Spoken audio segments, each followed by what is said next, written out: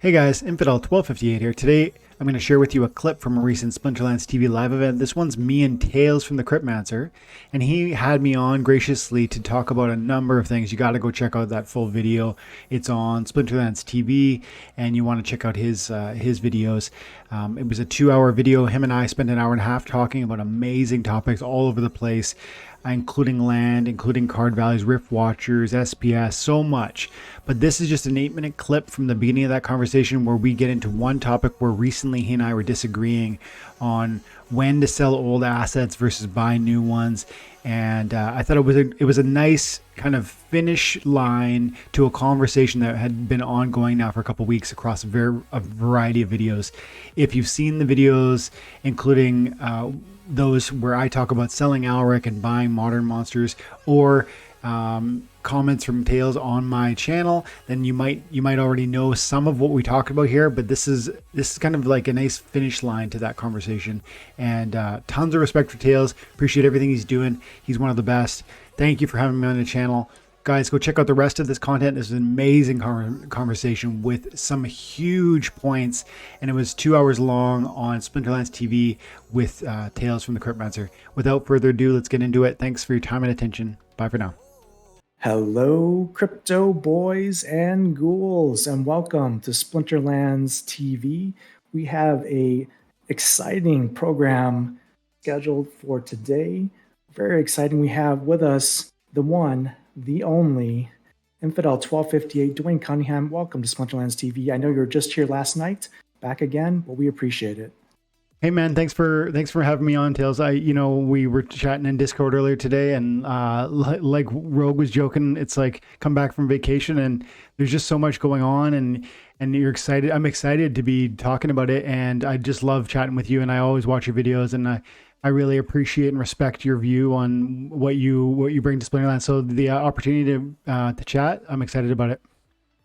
Awesome. Well, definitely love having you on here. And we were talking, I think, in our Discord here on the content creator side. And what I think is so great about the Splinterlands community is really the ability for us as content creators to come together and have these collaborations and just talk shop. Because I think that's where some of the best conversations around Splinterlands happens is, when you just have either the audience in the chat or us on stream, just talking about things that we love and are passionate about. And there is no shortage of news to cover today.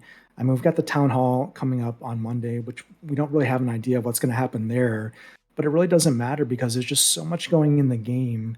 And maybe we can start by just kind of revisiting this last week. I know you were on vacation, but you were putting out content like a madman on the schedule, and just had some great stuff out there. And one of the videos that we were chatting about in the comments section was talking about, when you have an opportunity to sell a card, like a summoner, for example, and reinvest in something else to kind of capitalize on that timing and that opportunity, not only of money, but meta, win rates and possible future price appreciation.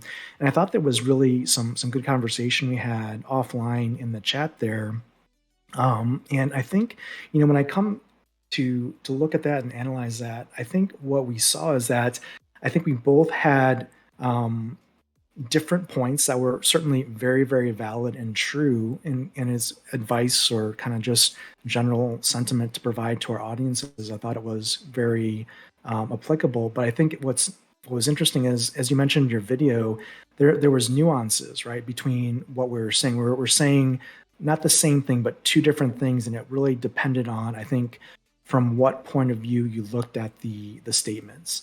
And that's what I think is great about, again, as content creators, how we can have a voice and kind of talk to, similar challenges in the game or similar opportunities in the game and have different paths to potential success. Totally. So, yeah, man, I totally agree. It's this is one of those games that is unique in sort of the diversity of opportunities with which it can provide income generating potential. So it's like whether it's like I heard you did the video talking about how you're kind of doing, you're renting some of your cards for part of the season, then you're using it in one account, and then you're moving some of them into a different account, and you're trying. There's so much thoughtfulness for what you're doing to really extract the most value for the cards and the assets and the time that you have to invest, and every single person has a different kind of story. And I've heard you say, and we're all on a different journey. It's like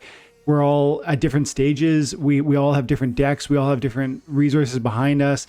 And every one of us has like a different kind of moment that we're in where thoughtfulness is super important in that, so that you can really get the most out of it. And the sort of, hopefully, conversation like that one, and maybe tonight, will just be gearing people's minds around the fact that it isn't always, black or white, yes or no, binary options. It's like, do you want to rent for part of the season? Do you want to play multiple accounts? Do you want to buy some old cards and fight in wild? Do you want to play just in modern? Like, are you going to get validator nodes, SPS, DEC? Like, there's a million things, and they each represent an opportunity, but they also have a cost. And so that's the nuance. Like, you have to bear in mind there's always an opportunity cost, whether it's holding on to an Alric because we want to see appreciation come back to that card. There's an opportunity cost where $900 for a card like that today might stretch further today than it will in 4 or 5 years when Alric possibly pops to $2,000, $3,000, because I think he will.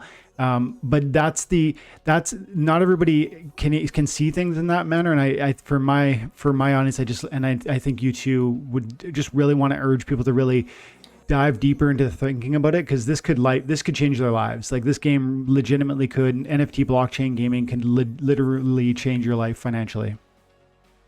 Yeah, absolutely. And I think, one of the things that sometimes I have to try and remind myself is, when I produce videos, it's a lot of times from my point of view or perspective and how I view the game, because, again, the way I'm playing the game right now might be different from the audience. Like, I might be playing cards at maybe, a diamond level or champion level, and the audience may be playing it at bronze or silver or gold. And those are different abilities, different strategies, different metas, different perspectives. So, I think what's sometimes hard for us to do sometimes is to come back and say, yeah, not everyone's going to have the same perspective that I'll have. So my advice, may not be relevant at all, because like you said, everyone's got a different journey for Splinterlands. But that's why I think it's great to have not only us talking about our experiences, how we might be doing things differently, or how we might be approaching different opportunities in the game differently, but I think just by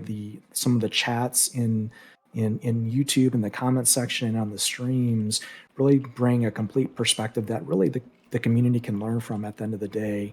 And I think that's what's valuable, because like you said, I mean, this blockchain game Splinterlands has the ability to change lives, I think. And I think if you pay attention now and you make good moves and good decisions, it's going to set you up ultimately for more success. And really what's nice about what we do as content creators is, if we help the community, by nature, we help ourselves. It's not like a competitive situation, right? It's not like where my collection power and my cards and what I do is going to move the market. I'm just, a blip in the radar, right? So, but if we can all kind of find ways to maximize our time and our assets and our money that we put into this, it kind of uplifts everyone. And I think that's why it's a very positive community at the end of the day. Yeah. That's the really cool, crazy thing. Like this isn't confrontational. It's like there's actually an opportunity for you to really crush it here, and for everyone who's watching, and simultaneously me. And there doesn't have to be an adversarial nature to what we're doing.